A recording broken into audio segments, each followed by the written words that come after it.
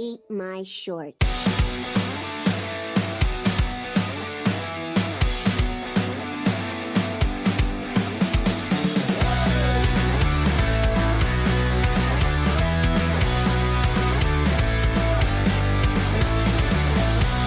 Hey, everybody. Welcome to Eat My Shorts podcast. This is the podcast where I take your childhood and I slap you in the face with it. I'm your host, Justin Reich. And on this episode, we have a guest. That's right. On this episode, we have TJ Stoneking, VWC ring commentator, and also the podcast host of How Is This Fake podcast. Yep. And he goes on with me for about 40 minutes or so. We go back and forth with nerd things and history of all of how he got into local wrestling and what the future looks like. Found out some cool stuff. They're going to be at WrestleCon, so you can find them, their podcast going, stuff like that. So give them a follow, give them a like. Before we get into everything today, I want to say thank you guys so much for the enthusiasm and for you guys listening to the show again. It's been real great coming at you week by week. This is an early episode. We're going to try to stick to every Mondays, but you know what? I'm just going to release them as I do them. We have some great interviews coming up and can't wait. So we have some local wrestlers are getting lined up. We have Retro Gorilla is going to be coming on, which is a store nearby in Lake Elsinore. So we're going to get to check them out. So many others are going to be on the show. And Kaz, who is the TNA hype man. So we're going to get to talk with him. He'll be on the next week's episode as well. And then this week, if you're listening here on Friday, this Sunday is VWC in Wildemar. Yep. Valley Wrestling Connections going to be hosting an event in Wildemar, California. You can check them out at valley-wrestlingconnection.com. You can order your tickets there and come see me do some commentary. Come boo Mike Wexler and check out TJ Stoneking, plus all the action from the wrestlers, as Honest John will be showing up as the VWC King of the Valley champion, and what will happen between him and 5-Star and all that stuff. So come check that out. You can check them out. And then, like I said, Retro Gorilla, local store. You can check them out at Retro Gorilla on Instagram, or I think they have a website. I'll have to check that out. I wasn't planning on, I wasn't really prepared for all that, but to give out the info. But we have some cool stuff. Oh, and we have the Temecula Ren Fair coming up, which is really cool. So Temecula Ren Fair, Maya, who is the coordinator for the event, will be on the show. So we're going to have her on and we're going to talk about Ren Fair stuff. And also, before we get into TJ Stoneking, I want to talk a little bit about some of the stuff that's gone viral on TikTok for me. So I have a video of my blacksmith work. Got a lot of critique for how I was holding the handle of the hammer. Here's the thing. You had to hold two hands. Dragon Forge Experience, it only runs in Arizona Ren Fair and also for the North Carolina Ren Fair, as far as I know. Hopefully they come out to more Ren Fairs. But yeah, you basically pay for the experience and you get to create your own either dagger, knife. You can make a pendant. I saw them make wands. It's a really cool experience. Very affordable. You can check them out, Dragon Forge Experience, and I'm trying to get them to come on to the show. And then, so I got a lot of crap on the video because I had to use two hands. And it's a requirement by Dragon Forge Experience. It's required. So I don't typically hold handles like that. I was doing it for safety. My stance was what they told me to do. Excuse me, try not to burp. My stance was what they told me to do. They told me to hold the hammer a certain way and hit it when he told me to. And everyone's like, well, you're not really forging. And there's a lot of comments that were very negative. And let me just say this. Don't take it so seriously, man. It was fun. I got a railroad spike. And here is the railroad spike that I got to make into a dagger. And this is the final result. You got to pick like what you stamped in. You could leave it blank, for a cheaper cost, but I opted for a little more so I could stamp a skull into the top. And then you twist the railroad spike and then sharpen the end, you hammer the end down. You can see where the hammering all was.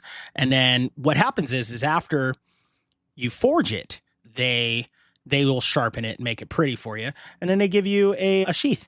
And I painted the sheath myself with some green leather paint because I prefer green. I like the forest green look.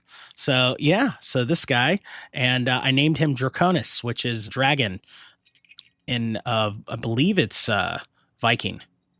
Yeah, but Draconis is his name. So it's pretty cool.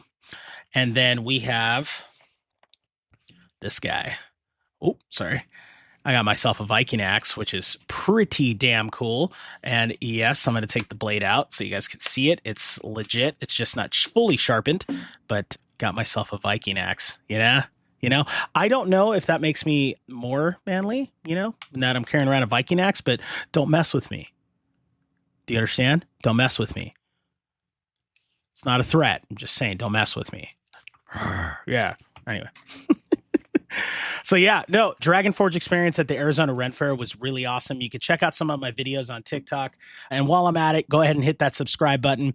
Give me a like, give me a comment, give me a hug, like me on TikTok and all that. But also for the podcast, if you're listening on Apple Podcasts, hit the subscribe button, follow the podcast and leave me a 5-star rating, leave some comments and interact with me. I think that would be huge. If you're listening on Spotify, same thing. You can leave comments under each episode. You can give me a rating on there. Also hit that follow button so when the new episodes are coming out.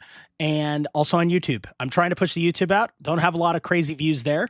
My shorts are doing pretty okay. Like the Eat My Shorts podcast shorts on YouTube are doing fine and get a nice amount of views there. But I'd like for the full podcast, these videos that I'm showing you, to actually grow and get out there. So please give me a follow and a subscribe. And yeah, that'll be it. So first, I just want to say TJ was awesome on the show, and I think you're going to really enjoy it. And I want to say, if you are interested on being on Eat My Shorts podcast and hanging out with me, talking all the geek stuff, talking about all of the toy collecting world, pro wrestling world, whatever you geek out for, I'm down to talk. And we have some great shows coming out for you. So excited about all that and the growth of the show. And yeah, well, that's about it. So get ready. TJ Stoneking coming at you. And we're recording. Nice. What's up, man? Nada. No? Yeah. Just living your best life. Living my best life. There's some pizzas going in the oven once we're done with this. And, nice. Just doing my wrestling thing, working, yeah. Well, for everyone listening, I've got TJ from How Is This Fake podcast and also our ring announcer at Valley Wrestling Connection. I always forget the last C. You think I'm the commentator. I just forget Connection. It's all right. It's all right. Yeah. I think I do think Connection is cooler than like Championship or whatever. Like, yeah. No, it's different. Yeah, no. James is a different fellow. He's a different guy. He, his title's called the King of the Valley, and I didn't even know I lived in a valley until he named it that. So I was a little like, oh, okay, I live in a valley. Cool, King of the Valley. So you're not geographically astute. No, not when it comes to like Elsicor and Wildemar. Like, I guess now I realize I'm in a valley because I see mountains over there, and then I look down and there's mountains that way, and I'm like, I'm in the biggest valley ever, but yeah, I get it. You know, that's all right. We're all here because we're not all there. Yeah, that's all good. So you've been doing this podcast. How is this fake? How long have you been doing it? Oh, it started right before, like the week before WrestleMania 40. Oh, right on. So not very long, just a couple of years. Just a couple of years. Yeah. What made you guys want to do it? Well, it was originally just me. At the time I was a stay-at-home dad, and I needed something to do. And I'd always loved wrestling, and people knew that I liked wrestling, but I never really had an outlet, and I never really had a lot of buddies who were into it. So I figured I got nothing to lose and I got time to kill. So went on Amazon and I bought this dummy mic that literally stopped working 2 days ago. Yeah, it does that. Yeah. I've gone through 4 mics. They just, I don't know what, they build them to break, I think. I know. That's how they get you. That's how they get me. But, they have half my money. Yeah, that's how it started. But I will tell you this, so I know the name is kind of unique. That actually started because on my personal Instagram page, I would share reels and stuff to my story of, someone doing a really cool move that looked really awesome, or something where Kenny Omega's fighting the Invisible Man or whatever. And I would always caption it, no matter what it said, I would say, "How is this fake?" And so when I decided to do the podcast, I was trying to think of a name, and I said, this is right in front of me. So that's That's where it came from. I kind of agree with you. How is wrestling fake? Because it's not. I've done it. It hurts. Right. Even if you wrestle yourself, it's going to hurt, So it isn't fake. That's the thing is I think people who watch wrestling tend to assume it's like it's performative and it's like on a trampoline. And then they get in the ring and then they realize it's just plywood with just like a little bit of cushion. Yeah. The ropes typically are cable wrapped in electrical tape. Like it's not fun in there. Like it is and it isn't. Like it's, I went to a wrestling school one time. Oh yeah. And who did you train with? I'm not gonna say. No, I got something good going on here. Did someone touch you? No, that happens too. Oh, well, so we're doing the workout and then it's time to get in the ring. And he's like, go ahead. And I got there early because I was like, I'm going to be the next big thing, obviously. Oh, yeah. So I showed up early and he's like, okay, hit the ropes. Let me see what you got. He didn't even ask me if I'd ever done it before. So, dude, I step in the ring and I'm like, I'm trying not to cry, right? Because I'm like marking out internally. And I hit the ropes, dude. And at the time, this was probably 2017 or 18, right? And I'm like, man, who's like the guy? Brock Lesnar's probably like the guy. Mm-hmm. So I'm thinking, the night before I watched some Lesnar tapes, he's taking like 2 steps to get from rope to rope. I'm like, okay, so we're maximizing our run here. So I hit the ropes, dude. Instant pain, dude. I wanted to die. And then, so I made it through that. The class gets there. Then we're doing somersaults. We're starting to do like drills in the ring. I did 1 somersault, dude, and I thought I was going to die because my back hit the mat. Oh, yeah. No. But nobody touched me. Nobody did. I didn't jump. I literally just somersaulted like a toddler. And yeah, dude. I feel you. No, the first time I ever got into a ring, I was used to a trampoline. My whole teenagehood, we had a trampoline in my backyard. And I get into a wrestling ring the first time, and the first thought is, it's a little bouncy. So I just back bumped it. And my whole soul left my body. I was like, did you tuck the chin? Did you tuck the chin? I knew better to do that, but because I backyard wrestled a lot, like I knew to tuck in, to protect the neck, but just I didn't breathe. And so all the wind just left my body. Mm-mm. Yeah. No, first time in that ring, dude, that's like, how does Steve Austin say it? Come to Jesus meeting, you realize how tough it is. So you're right. Yeah, I'm a way better fan, and I'm a way better non-athletic contributor to whatever I'm doing. Yeah. No, that's, so look, you got into podcasting and all that. So how did you get into VWC?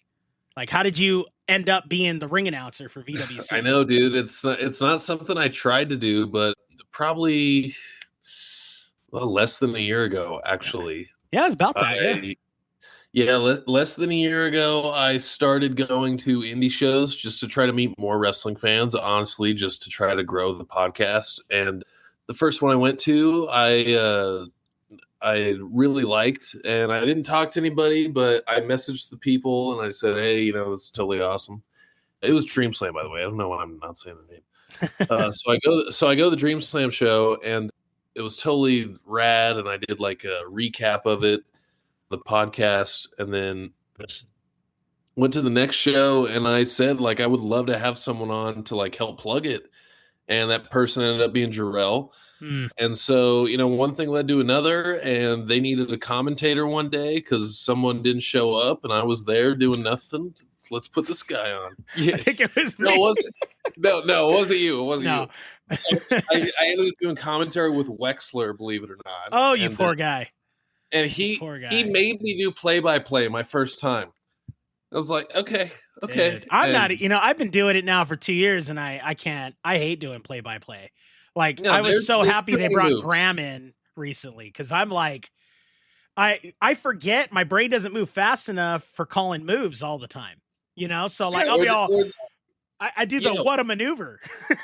I'll use that line. What a maneuver, Like, oh man.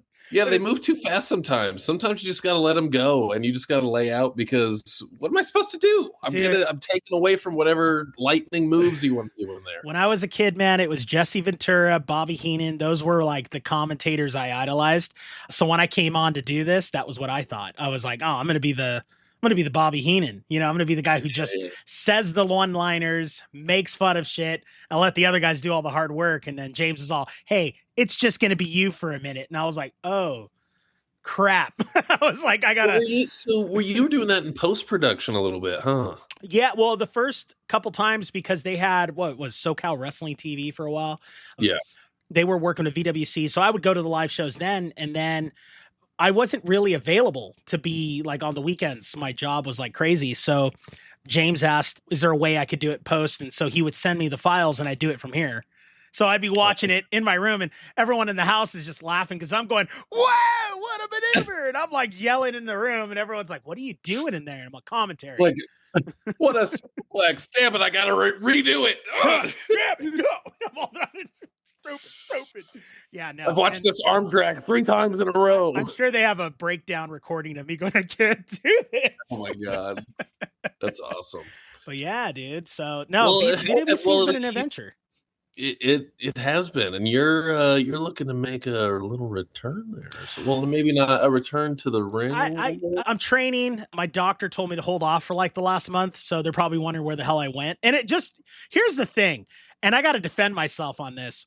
The last night I was there, I almost puked because they had me doing like running against the ropes, doing these rolls, and I did it like 20 times in a row or some shit.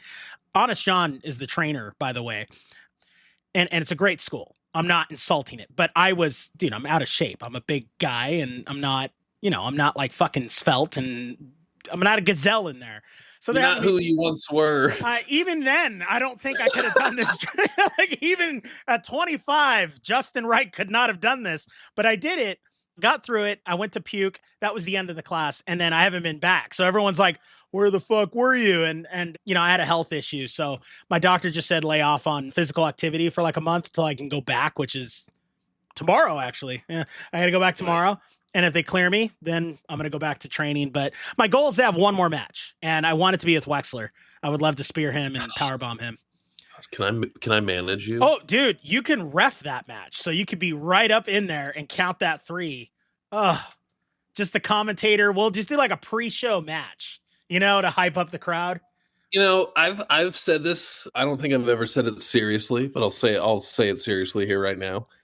Mike Wexler has more heat than anyone in VWC. Yeah. And that would be a main event match. I'm sorry. I promise you, I know this. I've been bugging Mike for 2 years now to make a damn fucking t-shirt. I told him a Boo Mike t-shirt. We would all wear one. I wouldn't buy one. I would wear one. I'll tell you right now. You know that I started the Boo Mike movement 2 years ago, yes. Right? That was my fault, yes. Right? And I don't know how, because I don't go to the other indie shows. So the fact that it's even carried on and at like Santino Bros and all these other shows, it's hilarious to me. I think because Mike embraces it now. I think he actually had a problem with it at first. I think he was a little like, oh, butt hurt, and I remember I went to a show. It was like 2 shows after and he wouldn't talk to me.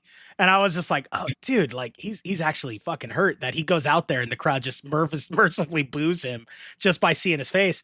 And I told him, I was like, dude, that's money. Like in wrestling, dude, heat is money. Like make a fucking shirt. So Mike, if you're fucking watching, make a shirt, dude. Let me make this point to you right now. We just spent probably 2.5 minutes talking about Mike Wexler. He's not even here. Unprovoked, we did it. And then I made the same point to Miggy on one of our last episodes because we were doing the same thing. He's got heat, dude. It was. I think Jarrell was on with us, and we were talking about how much we just can't stand the guy. And can you imagine the pop of the guy? Imagine the pop though that the audience would have if he got speared by somebody. So do you think? Let's say you pin Wexler 1, 2, 3. Okay. Place erupts. Is that really going to be your last match? After that kind of pop?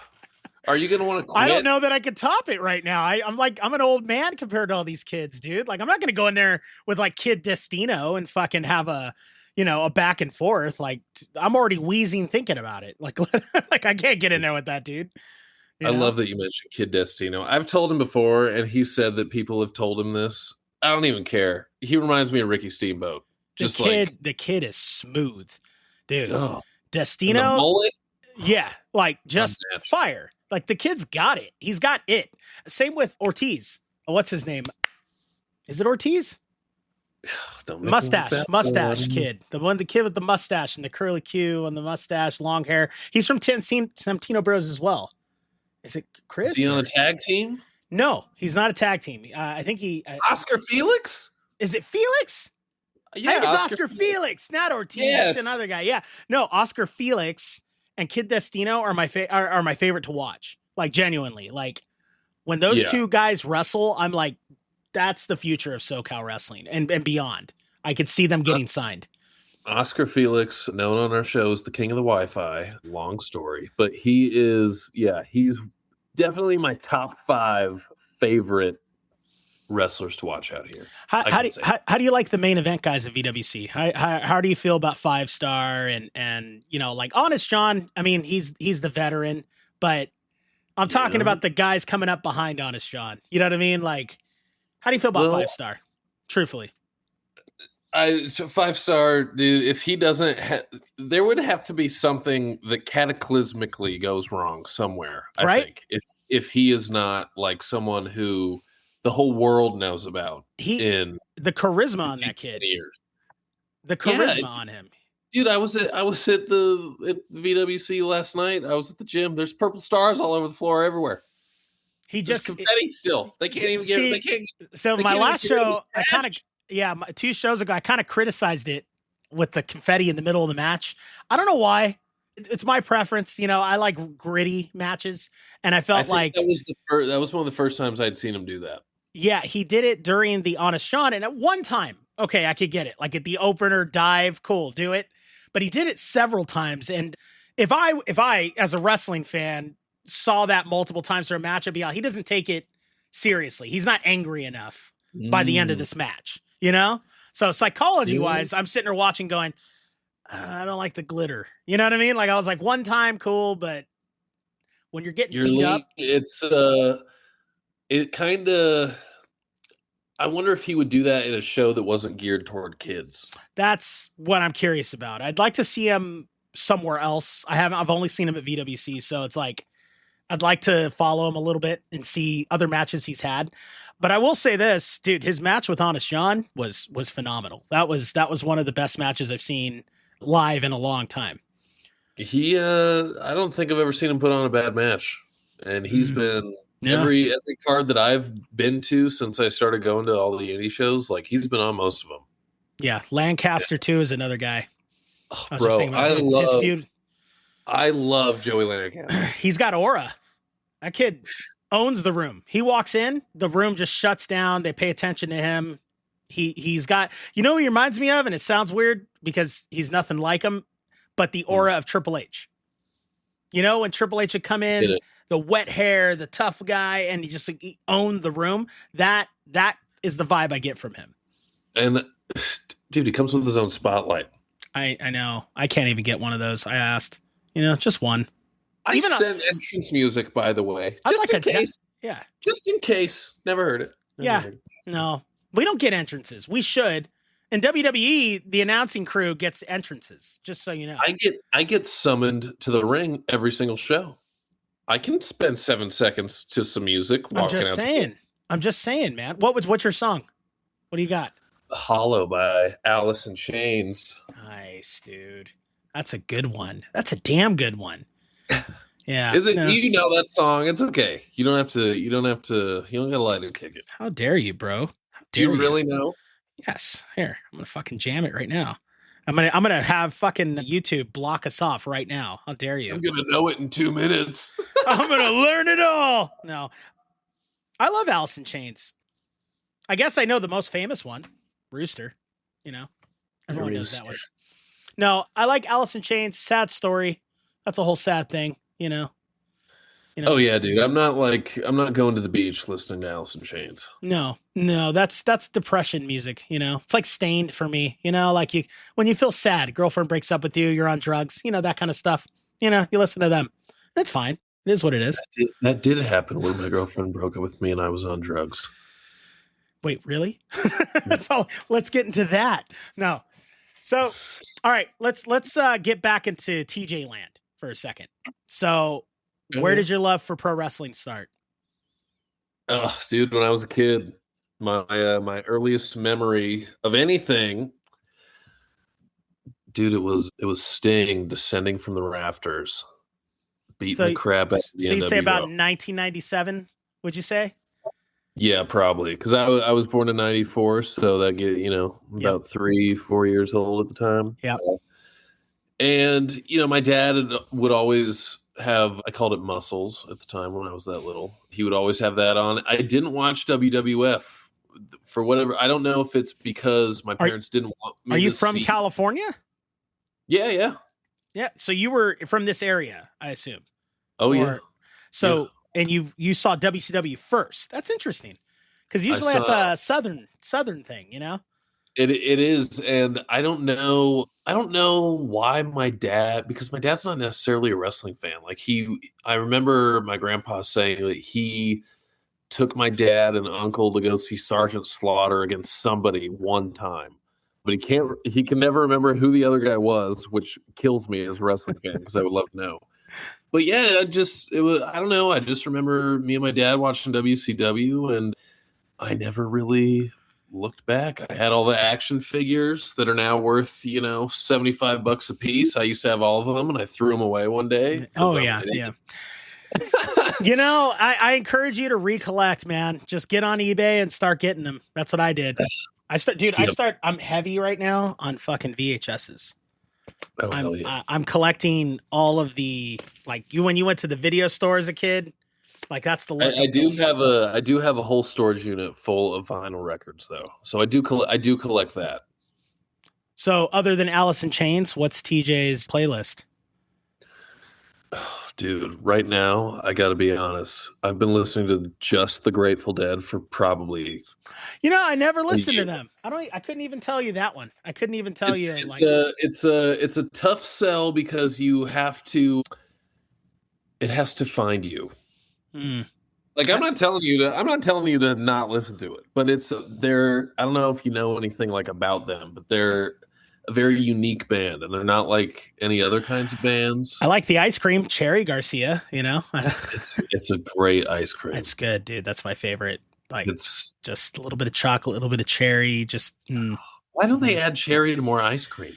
I don't fucking know, dude. I fucking love maraschino cherries inside ice cream. Every single candy is cherry flavor. Why not throw it in ice cream? Dude, you're preaching to the choir. Okay, I would even say Ben and Jerry's. I'm going to look right at the camera.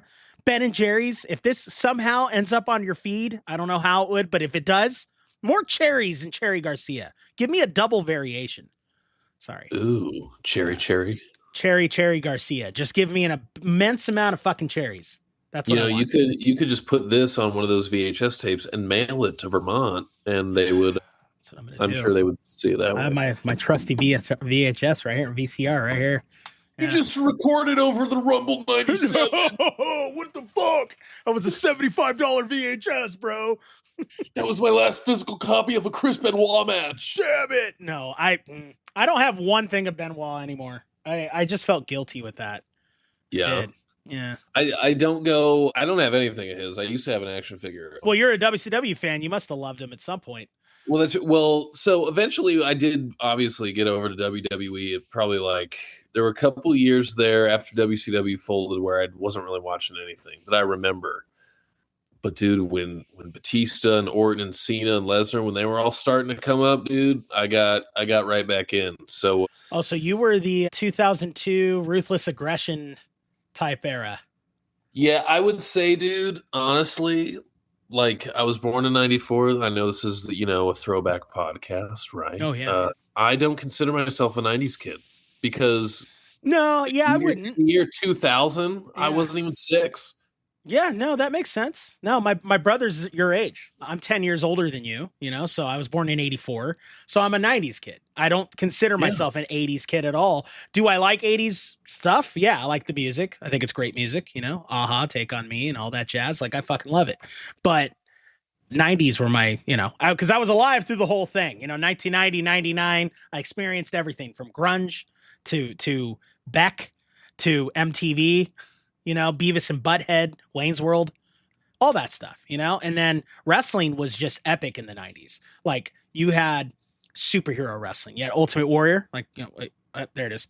You got Warrior, dude, Hulk Hogan, WrestleMania 6, tearing the shirt. How did you survive as a wrestling fan, like 91 to 90 until Austin?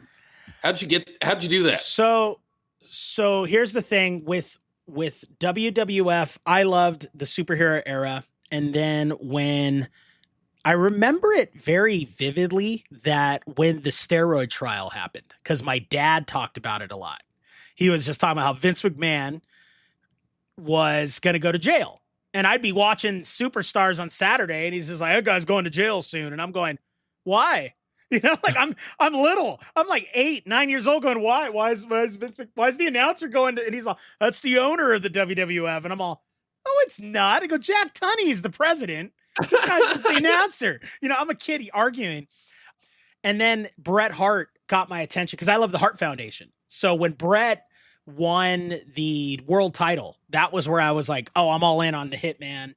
And then Hulk Hogan and all of them went away. Hulk Hogan went to WCW and I'd say the reason I survived the 90s was Bret Hart, Undertaker, so I got to go to WrestleMania 12.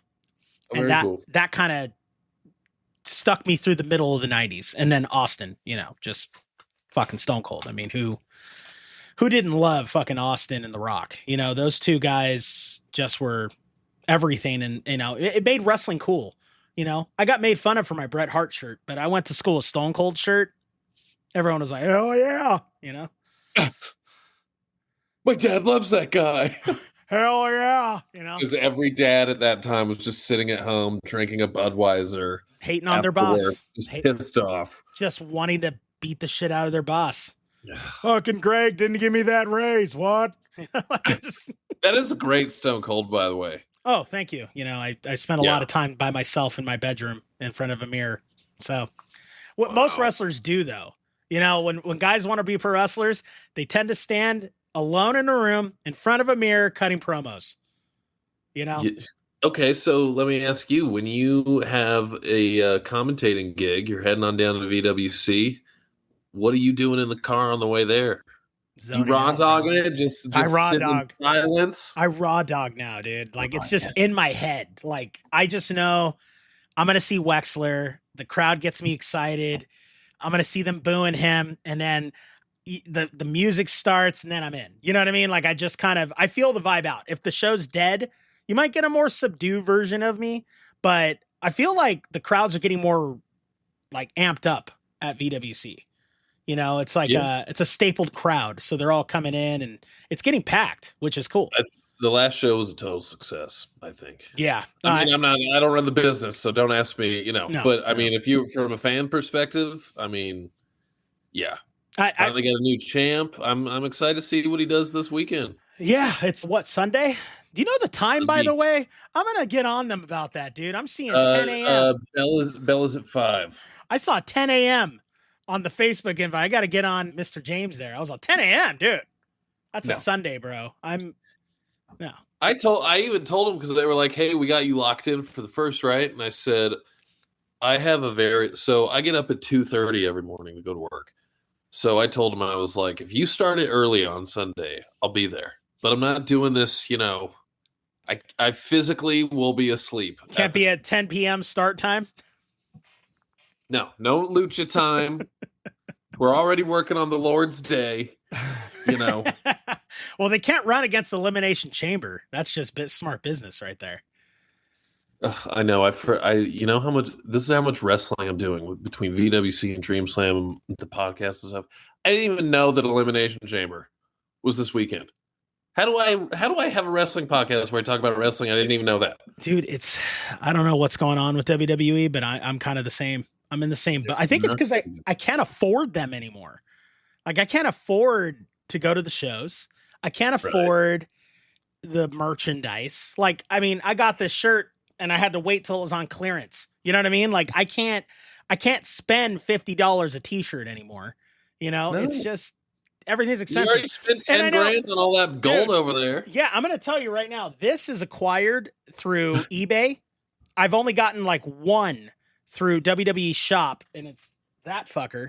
And I think I'm still paying it off. And I've had it for like a year and a half. Oh, hell no. Dude, it's expensive. Yeah, we're taking the podcast to Vegas. We got a booth at WrestleCon. Did you really? We did. We're there all 4 days, man. Oh, shit. So we're going to be sitting there. We're going to try to do some live recording, but we're just trying to get the word out and stuff. And maybe I need to get a booth on the other end. Go for it, man. I'll just be like, hey, TJ. Yeah. I'm hoping to be next to like Ron Simmons or Candice Michelle or something like that. We'll see. That sounds, we'll see. That's a large spectrum of hopes. You know, it's either Ron Simmons or I've met all these people at least once before, so I kind of have a good gauge on like the kind of person I want to sit next to for 4 days straight. You don't want to sit next to Scott Steiner? No, I do. And dude, that's funny. I would though. I actually would. I would bug the crap out of him because the Steiners versus Gordy and Steve Williams at Clash of the Champions 9 or 19, I can't remember. It's the last match of a tag team tournament, and it is the greatest tag team match of all time. Is it really? I see. You might be a WCW encyclopedia, and I was a WWE kid, so we might have to do another show where we're kind of going back and forth on, like, comparing one show to the other.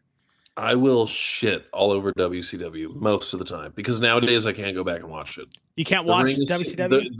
The ring is too small. The biggest storylines, especially in the 90s, dude, Hogan was phoning it in terms of the physicality. And I love it, right? Like I have 3 NWO shirts in my closet. Sting is my all-time favorite. Like I love WCW.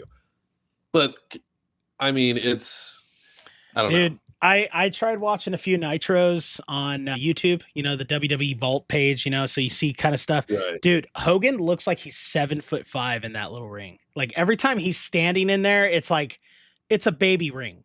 And I've always just wondered, like, why didn't they had the money. Why not expand their ring? Like, why did they stick with that little ring? I don't know. I don't know why they never did that because if you watch videos of like Raw or SmackDown, well, not SmackDown, that was a little bit later.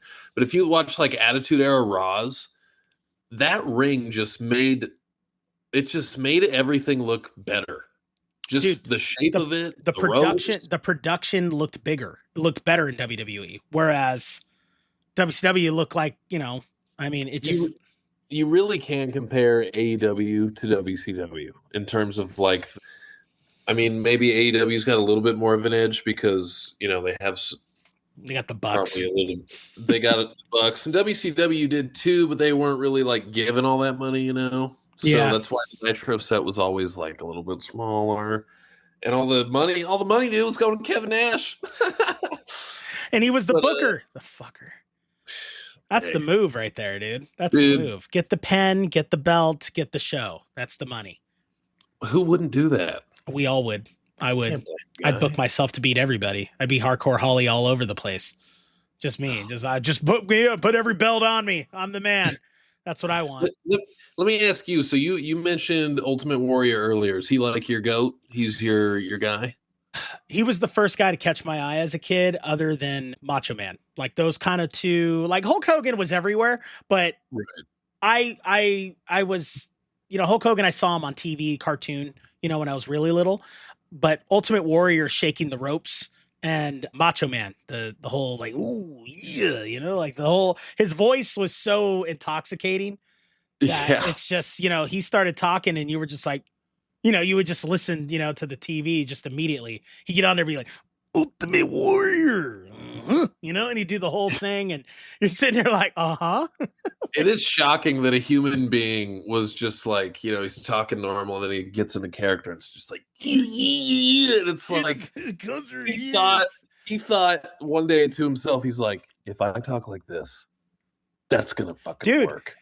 Have you ever And it seen, did. dude, his documentary, his brother talked about how he stood on tippy toes because he wasn't as tall as the other guys. So he made that tippy toe walk his whole thing so he looked taller in the ring. And if you watch the early Macho Man I in had the no 80s, idea. dude, he's on his tippy toes when he walks around the ring and everyone thinks he's doing that walk. It is literally him balancing, trying not to fall over, trying to look as tall as Hulk Hogan. It's like hilarious, dude. Good Well, old Paso. I'm going to say this. We're running out of time because I have the Yeah. cheap version of Zoom. So I'm Me going too. to, Me too. I get it. yeah, I do the 40. I do the 40-minute deal. But what I'm going to ask you is what I'm asking everybody that's on this show is if you had to say what you geek out for and what you wished others did, what would it be? Oh. Like if you could spread a message of geekism, like, hey, I'm into this and I think you guys should be too. What is the thing? I'm going to go a different direction than I've gone so far in the conversation. I'm going to say history. I'm a huge history geek, ancient history, American history, yesterday's news. It doesn't matter. I think it's important for us all Yes. to not even have an opinion. You're right. Like you don't need to learn something so you can have an opinion about it, Yep. but just to be aware so that if something were to happen today or, maybe we can just learn a little bit about ourselves by knowing what humans are old, man. We've been here thousands of years. It's not like we let's just look back at the books, see what happened. No big deal. I wish people read Don't more. do that thing that we did, whatever that thing was. I'm not going to say what we shouldn't do again, but let's not do it again. There's a list. Seems pretty smart to me. There's a Jericho list, but yeah, I geek out for history, bro. I love it, dude. I love it. Around. All right. I love your message, dude. Well, thanks, TJ, for coming on the show, man. Thanks for having me. It was a great time. Love the pod. Hey, I appreciate it. If you guys want to follow TJ, what's your handle? Do you want to promo anything? We got 2 minutes. Yeah, sure. You guys can follow How Is This Fake, the best pro wrestling podcast in my zip code. I think it's the only one. You can follow us at Instagram and TikTok at HITFPOD, HitFPod. And that's also our YouTube handle. You can just go to our channel there. That's where we upload the long form videos, half an hour plus wrestling conversations, plus documentaries that we make of all our events. But the TikTok and Instagram, that's mostly like shorts and reels and all that kind of good stuff. Nice. I'm looking it up right now. HitPod, you said? HitFPod. Let's see. Hit. Yeah, just the initials. How Is This Fake? And then pod. All right. I'm going to pull it up and I'm going to subscribe right now. Yep. Yes. Yep. How Is This Fake? All right. We're climbing. My co-host Subscribe. Miggy handles the TikTok. That's where a lot of our good stuff is. So I don't know. Well, right on, man. Well, thanks for coming on, dude. And I will see you Sunday. Yes, sir. I'll be there. All right, bro. Chacho. Later. Thanks, everyone. Eat my short.